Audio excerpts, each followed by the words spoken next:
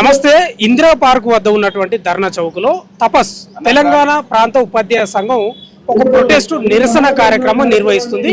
వీళ్లకు కాంగ్రెస్ ప్రభుత్వం ఇచ్చినటువంటి హామీలను నెరవేర్చాలని వాళ్ళు ఇక్కడ ప్రొటెస్ట్ చేస్తా ఉన్నారు. మన దగ్గర మాట్లాడదాం. మన దగ్గర తెలంగాణ ప్రాంత ఉపాధ్యాయ సంఘం రాష్ట్ర అధ్యక్షులు వడ్నాల రాజశేఖర్ గారు ఉన్నారు. రాష్ట్ర అధ్యక్షులు ఒకసారి మాట్లాడదాం. ఎలా స్పందిస్తారో చూద్దాం. మీకు కాంగ్రెస్ ప్రభుత్వం ఏమి హామీలు ఇచ్చింది, ఏమి నెరవేర్చలేదు? మన ప్రభుత్వం ఏర్పడ్డ తర్వాత ప్రజా ప్రభుత్వం, ఇందిరా ప్రభుత్వం, సోనియా ప్రభుత్వం, రాహుల్ ప్రభుత్వం, ప్రియాంక ప్రభుత్వం, కాంగ్రెస్ ప్రభుత్వం ఏర్పడ్డ తర్వాత గత దశాబ్ద కాలంగా పెండింగ్ లో ఉన్నటువంటి ఉపాధ్యాయ ఉద్యోగ సమస్యలన్నీ తీర్చాలని హామీ ఇచ్చి ఈరోజు ఒక్క హామీని కూడా నెరవేర్చబోగా ఉపాధ్యాయులు సమస్యల గురించి కొట్లాడమే కాదు విద్యారంగం గురించి ఆలోచించాలని అన్నప్పుడు తెలంగాణ ప్రాంత ఉపాధ్యాయ సంఘం ఈరోజు ధర్నా చేస్తున్నది ఆ విద్యారంగం కోసమే. ఈరోజు జీవో నెంబర్ 25 తీసుకొచ్చి పాఠశాలలో ఉన్నటువంటి ఉపాధ్యాయ విద్యార్థుల నిష్పత్తిని పెంచి తరగతి గదికి ఒక ఉపాధ్యాయుడు లేకుండా క్వాలిటీ ఎడ్యుకేషన్ ఇచ్చే అవకాశం లేకుండా చేసినటువంటి పరిస్థితి.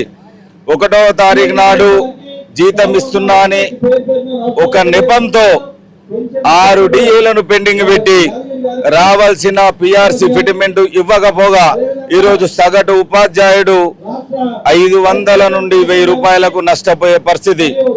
అంటే ఒక నెల రోజులకు 30,000, ఏడాదికి 3,60,000, 3 సంవత్సరాలకు 10 లక్షలు. అంటే రాబోయే ఇదే విధంగా ఉపాధ్యాయ లోకం సైలెన్స్ గా ఉంటే నిబద్ధతతో పనిచేస్తూ అంకిత భావంతో పనిచేస్తూ మా బడుగు బలహీన వర్గాల పిల్లలకు, మా తండాలలో పల్లెలో పనిచేస్తున్న పిల్లలకు నాణ్యమైన విద్యనిస్తూ న్యాయం చేయాలని ఆలోచించినప్పుడు అదే దశలో ఆలోచించిన క్రమంలో మమ్మల్ని ఇంకొక 10 లక్షలు నష్టపరిచే ఆలోచనలో రేవంత్ రెడ్డి గారు ఉన్నారు.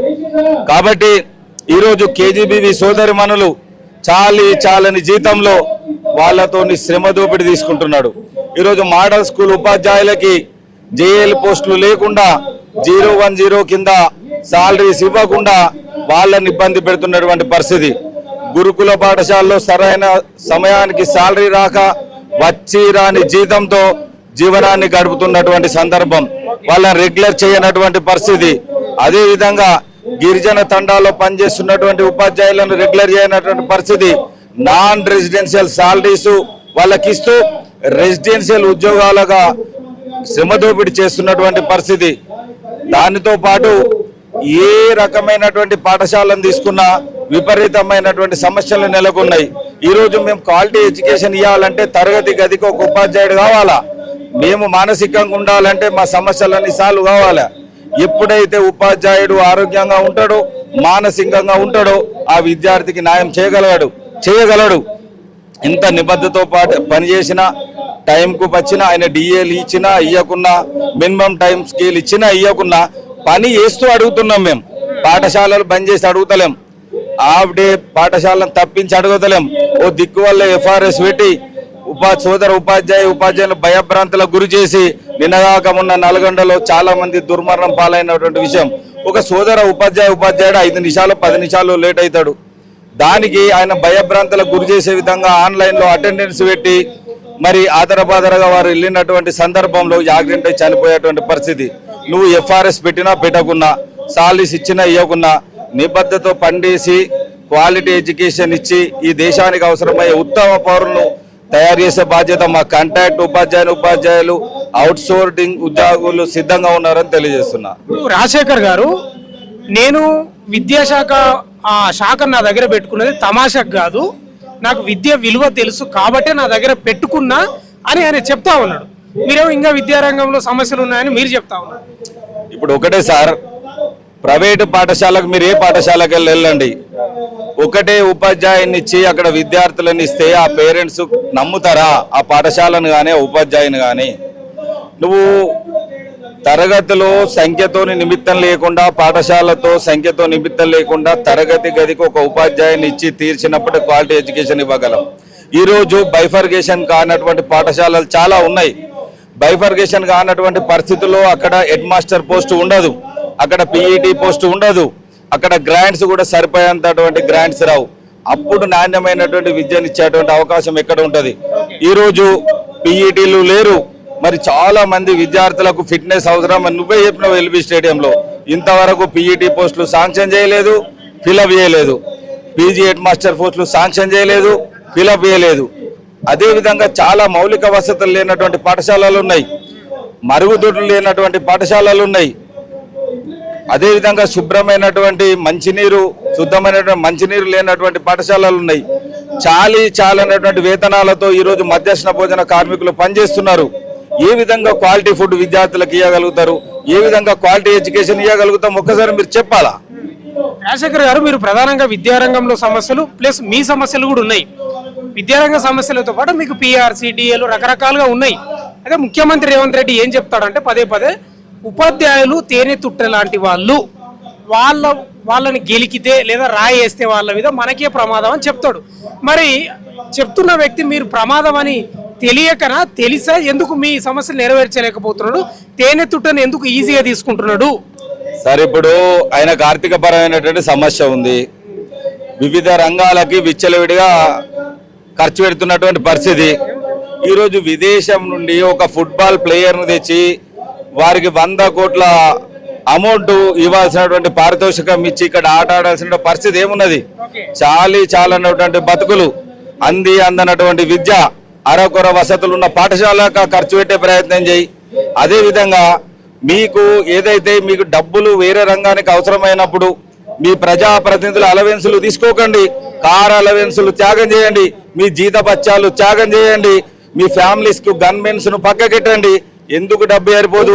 వివిధ రంగాలకు డబ్బు సరిపోనప్పుడు 20-30 సంవత్సరాల నుంచి పనిచేసినటువంటి ఉపాధ్యాయ ఉద్యోగుల యొక్క డబ్బులను, జీపీఎఫ్ డబ్బులను, జిఎల్ఐసి డబ్బులను తన వివిధ రంగాలకు వాడుకొని ఈరోజు ఉపాధ్యాయులని నిరాశకు గురి చేస్తున్నటువంటి పరిస్థితి. విధులేని పరిస్థితులు ఆయన ఇబ్బందులకు గురి చేస్తున్నాడు. కానీ భరించే పరిస్థితుల్లో మేము లేము. ఈరోజు ఏ పెండింగ్ బిల్లు రాకుండా మేము పనిచేస్తున్నాం, ఏ ప్రమోషన్ లేకుండా పనిచేస్తున్నాం. అట్లాంటప్పుడు మీరు ఓపిక పడుతున్నారని మా ఓపికను పరీక్షిస్తే ఈ ధర్ననే సాక్ష్యం. వేలాది మంది ఉపాధ్యాయులు స్వచ్ఛందంగా లీవ్స్ పెట్టి సొంత ఖర్చులతో ఏ రాజకీయ పార్టీకి రానటువంటి సంఖ్య మీరు ప్రత్యక్షంగా చూశారు. మీరు విద్యారంగ సమస్యల గురించి పట్టించుకోమని అన్నారు. మా ప్రతి నినాదం, ప్రతి నిరసన కార్యక్రమం విద్యారంగ ఉపాధ్యాయ సమస్యలనే ఉంటాయి. విద్యారంగం తర్వాతనే మేము ఉపాధ్యాయ సమస్యలు అడుగుతున్నాం. ఒక బాధ్యత నిర్వహించినప్పుడే ఒక హక్కును అడిగేటువంటి హక్కు ఆ ఉపాధ్యాయునికి ఉంటుంది. అది గమనించాలి మీరు. ఇప్పుడు కొన్ని విమర్శలు వస్తున్నాయి రాజశేఖర్ గారు, ఉపాధ్యాయ తేనె తుట్ట అనే దానిని బీజేపీ వాళ్ళు పొగబెట్టి ప్రభుత్వాన్ని కుట్టడానికి పొగబెడుతున్నారు అనేది ఇప్పుడు ప్రజెంట్ విమర్శ వస్తుంది లేటెస్ట్. సార్, ఇప్పుడు బీజేపీ పార్టీకి తెలంగాణ ప్రాంత ఉపాధ్యాయ సంఘంకి ఎలాంటి సంబంధం లేదు. ఈరోజు ఏ రాజకీయ పార్టీ సంఘీభావం తెలపడానికి మా దగ్గరకు వచ్చినా కూడా మేము ఆహ్వానం పలుకుతాం. రాజకీయ పార్టీలకు మాకు ఎలాంటి సంబంధం లేదు. ఈరోజు సమాజానికి అందరికీ తెలుసు, ఉపాధ్యాయులకి 5 సంవత్సరాల కాల పరిమితి తర్వాత వెంటనే జీతభత్యాలు పెంచాలని, నిత్యావసర వస్తువుల పెరుగుదలకు అనుగుణంగా పెంచాలి. 3 సంవత్సరాలే పెంచలే. ఎట్లా నడుస్తుంది? నువ్వు పెంచిన రిజిస్ట్రేషన్ ఛార్జీలు తీసుకుంటలేవా? పెంచిన జీతభత్యాలు మీరు తీసుకుంటలేరా? మీరు అలవెన్సులు మీరు పొందుతలేరా? మీరు పెన్షన్ తీసుకుంటలేరా? మా ఉపాధ్యాయులకు ఓల్డ్ పెన్షన్ స్కీమ్ తీసుకురాలి. దానికి ఏ రాజకీయ పార్టీ సపోర్ట్ అవసరం లేదు. ఒక్కొక్క ఉద్యోగ ఉపాధ్యాయునికి, సోదర ఉపాధ్యాయుల రక్తం మరుగుతున్నది. నువ్వు ఇదే విధంగా నష్టపరచాలని ఆలోచిస్తే మాకు ఏ రాజకీయ పార్టీ సపోర్ట్ లేకుండానే మేమే ఒక సైనికుల్లాగా మారి ప్రతి ఒక్కరు ప్రభుత్వం మీద దాడి చేయడానికి సిద్ధంగా ఉంటది. ఉపాధ్యాయుల కోసం తెలంగాణ ప్రాంత ఉపాధ్యాయ సంఘం దెబ్బలైనా పడుతుంది, జైళ్ళైనా పడుతుంది, దేనికైనా సిద్ధంగా ఉంటది. మీకు ఎవరు పొగ పెడతలేరా? ఎవ్వరు పొగ పెట్టలేరు. పొగ పెడితే వినే పరిస్థితిలో తపస్సు లేదు. ఇది ఒక స్వచ్ఛంద సంస్థ. మీరే పొగ పొగ మేము పెట్టుకోము. పొగ మేమెందుకు పెడతామండి? ఎప్పటికీ ఉపాధ్యాయుల పక్షాన నిలబడి ఏదైతే ప్రభుత్వానికి ఉపాధ్యాయులకు వారధిగా ఉండి సమాజాన్ని అడ్మినిస్ట్రేషన్ లో, పాఠశాల విద్యా వ్యవస్థలో ఇన్వాల్వ్ చేసి క్వాలిటీ ఎడ్యుకేషన్ ఇచ్చేటువంటి ప్రయత్నం చేస్తుంది. మాకెవరు పొగబెట్టాల్సిన అవసరం లేదు, మేము పెట్టుకోవాల్సిన అవసరం లేదు. మేము ప్రభుత్వానికి పొగబెట్టడానికి సిద్ధంగా ఉన్నాం. ఫైనల్ గా నా క్వశ్చన్ ఏంటంటే, మీరేమో హెచ్చరిస్తా ఉన్నారు, మా హామీలు నెరవేర్చకపోతే అని మీరు హెచ్చరిస్తా ఉన్నారు రేవంత్ రెడ్డిని.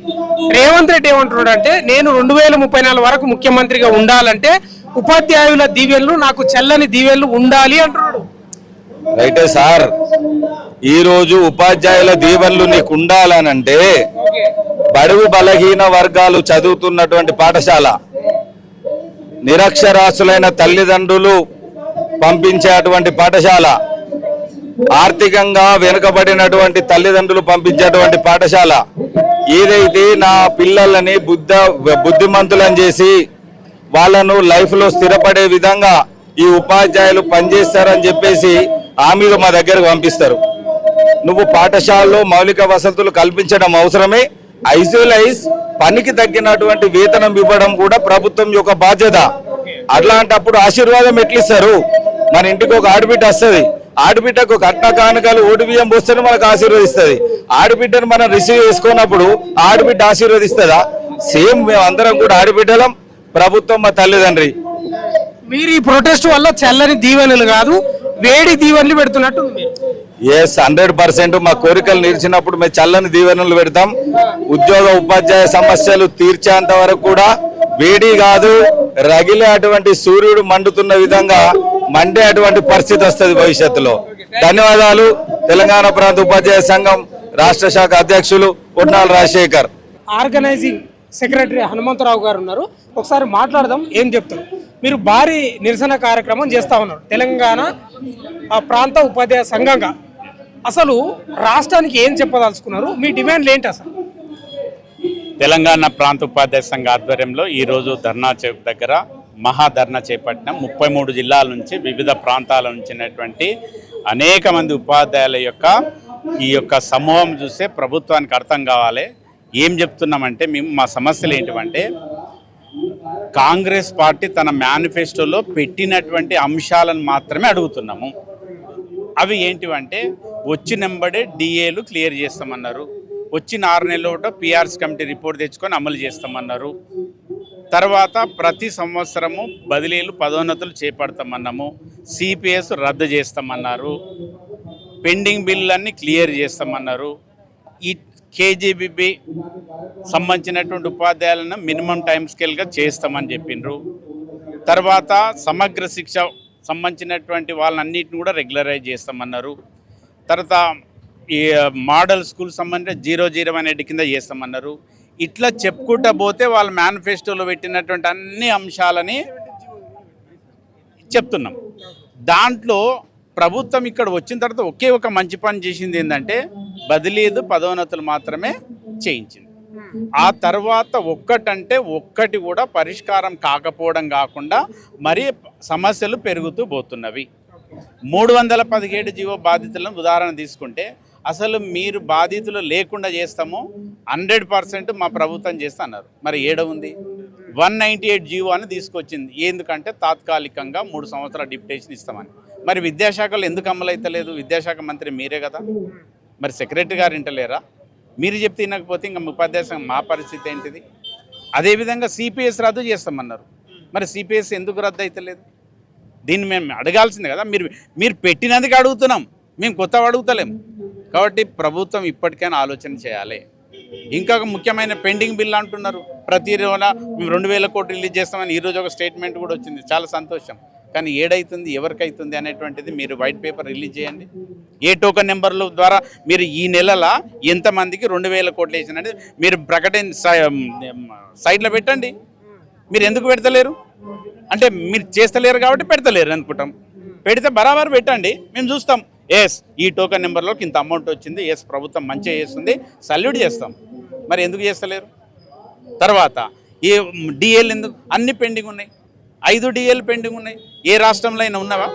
మరి అడుగుతానంటే మీకు ఏం కావాలని కొత్త వ్యవహారం తీసుకొచ్చున్నారు. ఎందుకంటే ప్రభుత్వం మళ్ళీ రేపు ముఖ్యమంత్రి గారు ఈ మాటలు కూడా అంటారు. మీ ద్వారా చెప్తున్నాం ఏంటిదంటే, సమాజంలో ఉన్నటువంటి వ్యక్తులారా ఒకసారి ఆలోచన చేయండి.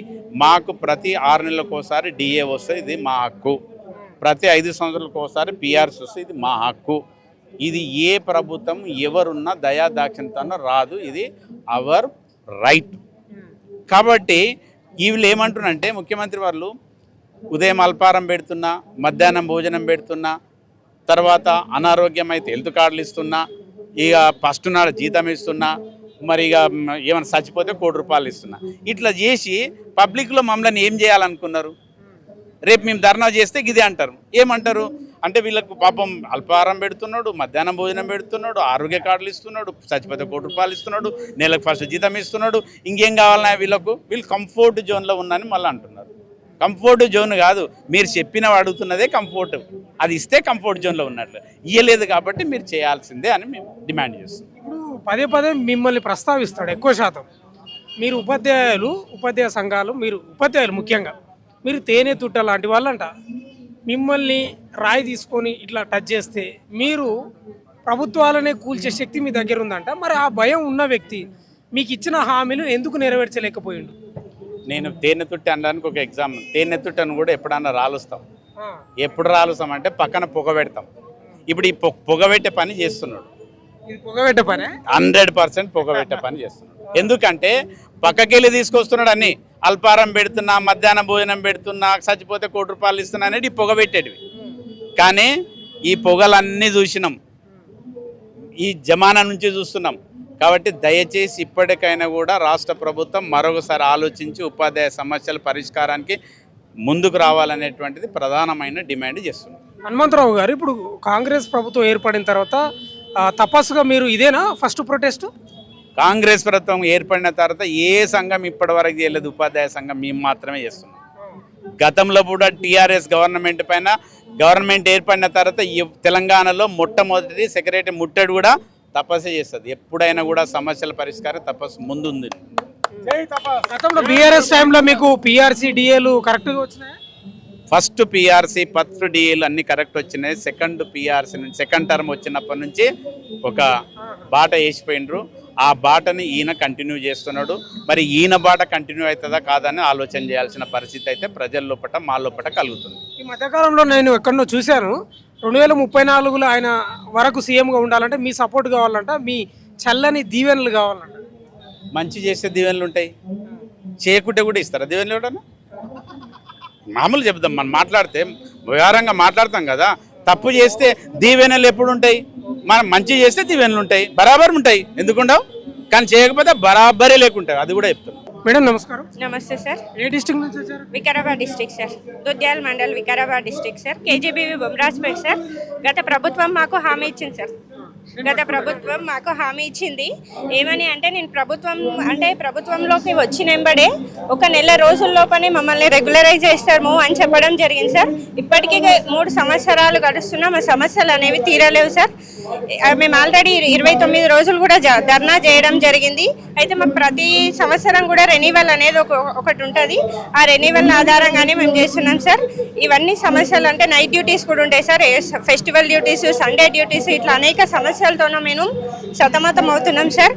మాకు కనీస పనికి కనీస వేతనం అనేది లేదు సార్. ఖచ్చితంగా ఎంటీఎస్ అనేది అమలు చేసి మా సమస్యలన్నీ పరిష్కరిస్తారన్న ఒకే ఒక ఉద్దేశంతోనే మేము ముఖ్యమంత్రి గారికి, అంటే పక్కన చుట్టుపక్కల ఉన్నటువంటి ప్రజలకు కూడా ముఖ్యమంత్రి వస్తే బాగుపడుతుంది, రేవంత్ రెడ్డి వస్తే బాగుపడుతుంది అని చెప్పడం జరిగింది సార్. ఖచ్చితంగా మీరు ఇచ్చిన హామీ మేరకు మాకు ఎంటీఎస్ ఇచ్చి మమ్మల్ని రెగ్యులర్ చేయాలని కోరుతున్నాం సార్. అంటే ఇప్పుడు ఇక్కడ మీరు ప్రొటెస్ట్ చేస్తున్న వాళ్ళంతా ప్రభుత్వ జీతాలు తీసుకుంటున్న వాళ్ళే? అవును సార్. కాకపోతే మాకైతే తక్కువ ఉంది సార్, సాలరీస్ అనేవి తక్కువ ఉన్నాయి. మావి రెగ్యులర్ జాబ్స్ కాదు సార్.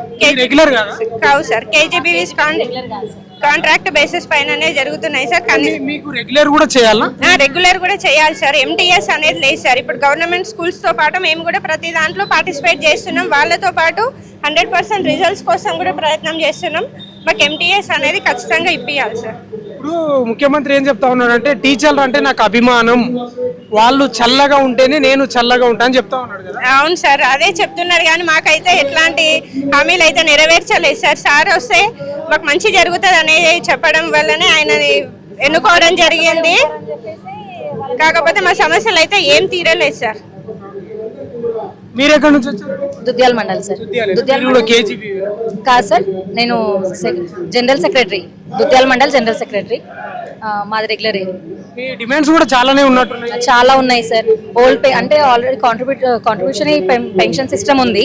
అది కాకుండా ఓల్డ్ పెన్షన్ సిస్టమ్ అనే హామీ ఇచ్చిండ్రు. కేజీబీవీ వాళ్ళకు ఒకప్పుడు టీ తాగినంత టైంలో మీ ఏవైతే హామీలు ఉన్నాయో అవన్నీ కూడా నెరవేర్చవచ్చు అని గత ప్రభుత్వం ఉన్నప్పుడు వీళ్ళకి ఎక్కడైతే సమ్మె చేస్తున్నారో ఆ ధర్నాలో వాళ్ళు వచ్చి హామీలు నెరవేర్చాలని చెప్పి సపోర్ట్ చేయడం కూడా జరిగింది సార్. ఒక 3 సంవత్సరాలు గడిచినప్పటికీ కూడా రెగ్యులర్ టీచర్స్ కానీ కేజీబీవీ వాళ్ళే కానీ యూఆర్ఎస్ అండ్ ఎస్ఎస్ఏ వాళ్ళవి కూడా ఎటువంటి నాట్ లిస్ట్ అందులో 35 ఉన్నాయి సార్. మేనిఫెస్టోలో సార్ వాళ్ళు మెన్షన్ చేసినటువంటి మేనిఫెస్టోలో 35 డిమాండ్స్ ఉన్నాయి, హామీ నెరవేరుస్తామని చెప్పడం జరిగింది. అందులో ఏ ఒక్కటి కూడా ఇప్పటి వరకు నెరవేర్చలేదు సార్. ఇప్పుడు ముఖ్యమంత్రి రేవంత్ రెడ్డి మీ గురించి ఎక్కువ ప్రస్తావిస్తుంటాడు కొన్ని సభలల్లో, ఎక్కువ కాకపోయినా కొంతవరకు. వీళ్ళు తేనె తుట్ట లాంటి వాళ్ళు, వీళ్ళ దగ్గర పోవద్దు, వీళ్ళని కదిలించొద్దు, చాలా డేంజర్ అని చెప్తా ఉంటాడు. అవును సార్, మరి అట్లాంటి వాళ్ళే ఏ విధంగా మర్చిపోయిందో అర్థం కావట్లేదు సార్ మాకు. అంటే చెప్పడం మాటల వరకు మాత్రమే పరిమితం అయిపోయి ఉన్నాయి, చేతల్లో కనిపించట్లేదు సార్ మాకు. ఎందుకంటే నిన్న మొన్న ధర్నా అని మనము ప్రసంగించిన తర్వాత ఏమన్నారంటే కేవలం మీరు విద్యార్థుల గురించి ఆలోచిస్తే చాలు, మీకు ఇచ్చినటువంటి హామీలను మేము నెరవేరుస్తాము అంటే మీరు సేఫ్ జోన్ లో ఉన్నారు అని చెప్పడం జరిగింది.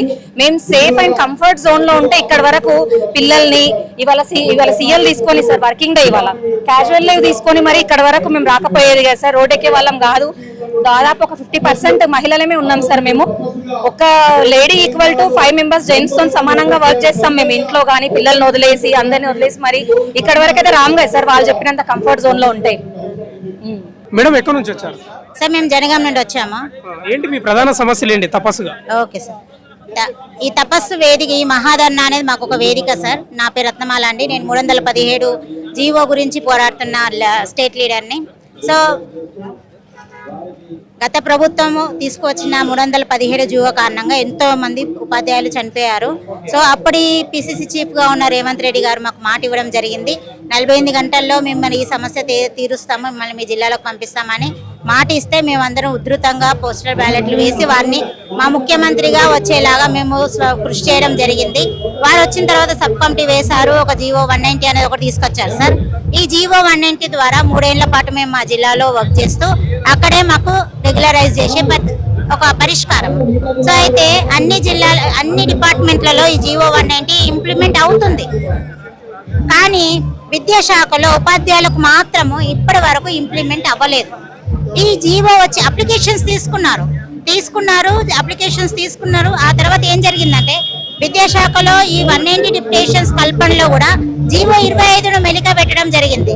జీవో 25కే సవరణలు చేయాలని ప్రతి ఒక్కరు ప్రాతినిధ్యాలు చేస్తుంటే, ప్రతి ఒక్క దగ్గర మాట్లాడుతుంటే ఆ అసహేతుక జీవో అయిన ఒక జీవో 25ను తీసుకొచ్చి 317 బాధితులకు ఊరట కోసం ఇచ్చిన జీవో 190లో మర్జ్ చేయడము, జీవో 190 ఇప్పటి వరకు కూడా ఇంప్లిమెంటేషన్ కాకుండా చూసుకోవడము, ఇది మాకేం అర్థం కావట్లేదు. విద్యాశాఖ మంత్రి గారు, సాక్షాత్ ముఖ్యమంత్రి గారు, మేము వారిని వెంట కలవడం అనేది సాధ్యం పడదు కదా. ఇప్పుడు మామూలుగా వేరే మంత్రులు, ఇప్పుడు సీతక్క ఉన్నారు, సీతక్క గారు అసలు జీవో 190 వచ్చిన 2 నెలల్లోనే పంచాయతీరాజ్ ఉద్యోగులను 239 మంది ఉంటే వాళ్ళని వాళ్ళ జిల్లాలకు ఎప్పుడో పంపించేశారు. ఇప్పుడు వాళ్ళు వెళ్ళి కూడా 7 నెలలు అవుతుంది.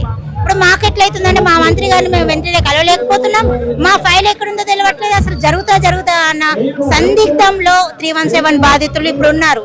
సో జీవో 190ని డిప్యుటేషన్స్ ఉపాధ్యాయులకు 3200 అప్రూవ్డ్ అర్జీలు అన్నిటికీ జరగాలి, ఎందుకంటే ఇది ఒక ఊరట కోసం ఇచ్చిన జీవో. అది గుర్తుంచుకోండి దయచేసి. పెద్ద మనసుతోటి 317 బాధితులు ఎదురు చూస్తున్నారు, వాళ్లకు 190 డిప్యుటేషన్స్ కల్పించగలరు. Thank you.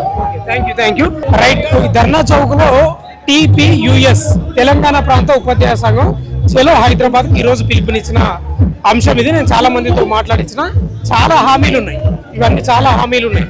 దీంట్లో నేను మేజర్గా BRC, DSC, 6DN అంట, తర్వాత ఇంకో ఉద్యోగ భద్రత, CPS, KGBV, MTS, జీవో 37, ఈ రకరకాల డిమాండ్లు ఉన్నాయి. ఈ డిమాండ్లన్నీ నెరవేర్చాలనేది వాళ్ళ ప్రధానమైన డిమాండ్. ప్రభుత్వం వచ్చి కూడా 2.5 ఏళ్ళు దాటిపోతుంది. ఓవైపు రేవంత్ రెడ్డి ఏమో ఉపాధ్యాయులు అంటే నాకు చాలా అభిమానం, వాళ్ళు తలుచుకుంటే ప్రభుత్వాలే కూలిపోతాయి, ప్రభుత్వాలే గద్దెనెక్కుతాయి అని పదే చెప్తూ ఉంటాడు కొన్ని సభలల్లో. అంటే ఓ రకంగా వాళ్ళను తేనె తుట్టతోటి పోలుస్తాడు, తుట్టేతోటి.